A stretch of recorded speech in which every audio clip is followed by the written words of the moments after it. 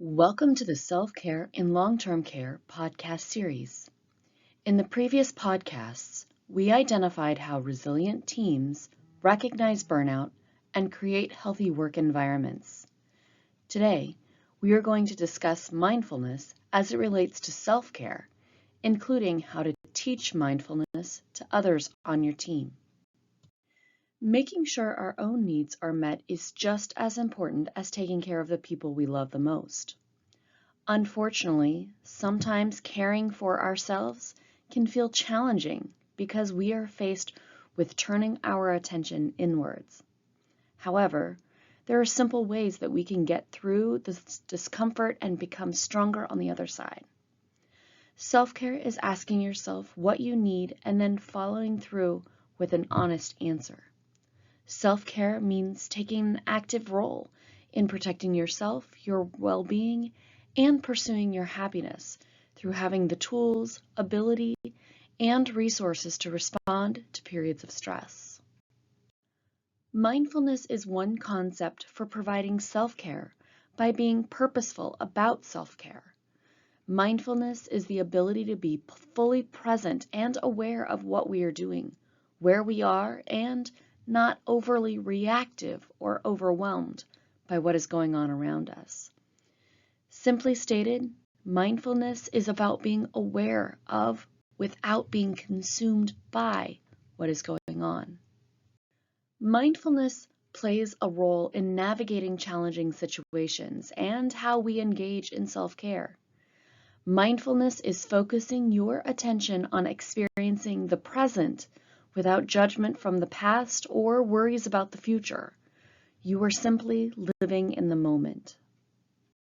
When you focus your energy on your breathing and your body sensations, you enter a state of mental health where you can remove yourself from emotionally charged repetitive thoughts or feelings. This allows us to observe at a distance with self-awareness and creates a detached perspective where we are not driven by our emotions to the situation or the event. Said differently, when we engage in mindfulness, we can create a gap where logical reasoning can enter. We separate our responses from the reactions that are often emotionally driven. We allow for logic to critically think about the situation, and that provides us with the opportunity to examine the situation without preconceived notions based on our past experiences or our concerns for the future. We are able to embrace each moment in the present. Mindfulness is about being purposeful. We are being purposeful in taking time for self-care. Here are some things to consider about self-care and how mindful you are about it. First, let's explore physical self-care. How often do you eat regularly and healthily? How often do you exercise? Do you get medical care when it's needed? Do you take time off work when you are sick? Do you do some form of fun physical activities such as dancing, swimming, walking, running, or playing sports? Do you get enough sleep? Now let's look at psychological self-care. Do you take day trips or mini vacations? Do you make time away from telephones, emails, and the internet or social media? Do you make time for your self-reflection? Do you listen to your inner thoughts, beliefs, attitudes, and feelings? Do you write in a journal? Do you say no to extra responsibilities? Next is emotional self-care. Do you spend time with others whose company you enjoy? Do you stay in contact with important people in your life? Do you give yourself affirmations or praise? Do you reread your favorite books or review favorite movies? Do you identify comforting activities, objects, people, or places and then seek them out? Do you allow yourself to cry? Do you find things that make you laugh? Now let's look at spiritual self-care. Do you make time for reflection? Do you spend time in nature? Do you have a spiritual connection or community? Do you cherish optimism and hope? Are you aware of non-material aspects of your life? Are you open to not knowing? Do you identify what is meaningful to you and notice its place in your life? Do you meditate or pray? Do you make gratitude lists or contribute to causes that you believe in? Do you read inspirational literature or listen to inspirational talks or music? Next is relationship self-care. Do you schedule regular dates with your partner? Do you schedule regular activities with your children? Do you make time to see friends? Do you call, check on, or see your relatives? Do you spend time with your companion animals? Do you stay in contact with faraway friends? Do you make time to reply to personal emails, letters, and/or send holiday cards? Do you allow others to do things for you? Do you ask for help when you need it? Do you share your fears, hopes, and secrets with someone you trust? Now let's look at workplace or professional self-care. Do you take a break during the workday? Do you take time to chat with coworkers or peers? Do you make quiet time to complete tasks? Do you identify projects or tasks that are exciting and rewarding? Do you create balance in the workday? Do you arrange your workspace so it is comfortable and comforting?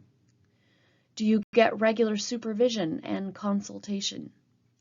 Do you have a peer support group? All these areas contribute to your mindfulness about self-care. If you find yourself thinking that you either don't do the item mentioned or you don't do it to its fullest potential, you have an area of opportunity for further growth and development. Self-care and mindfulness go hand in hand and are a continuous process. The best part is that we can teach mindfulness strategies to our teams to help them succeed as well.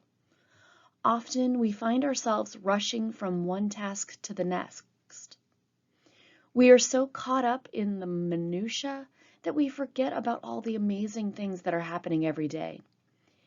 In long-term care, our residents need us to care for them.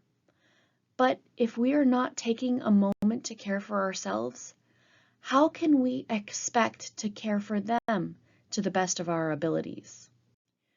We get caught up in multitasking because we have so many things that demand our attention. Sometimes we put ourselves on autopilot just to get through the day. This leads to fatigue, frustration, and burnout. When we open ourselves up to mindfulness and being purposeful about self-care, we are better able to handle challenging situations and events that arise. You can teach your team members to practice mindfulness and self-care by creating a mindfulness checklist. The mindfulness checklist can be as simple as dedicating time and space for mindfulness and self-care practices. Making a conscious effort to focus on the present moment without judgment based on past experiences or worries about the future. Allowing yourself to do nothing and just be present. Not dwelling on the past and not planning for the future. Sometimes we need to forget about the time and just be in the moment itself. Pay attention to your thoughts, emotions, words, and motivations. Notice your judgments and criticisms, but then let them pass. Return to the present moment and remember to not be too hard on yourself when your mind wanders off during these moments of practice. Gently bring your attention back to the present and continue without judgment.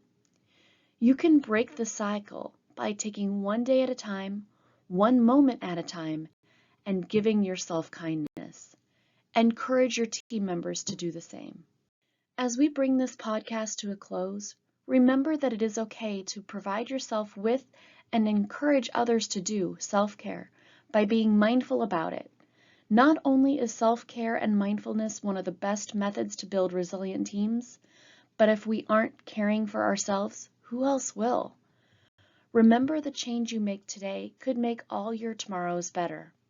Until the next podcast, be well and take a moment to provide yourself with a little self-care. Recognize the signs of burnout and promote resiliency among your team members by being mindful. Thank you for joining us today.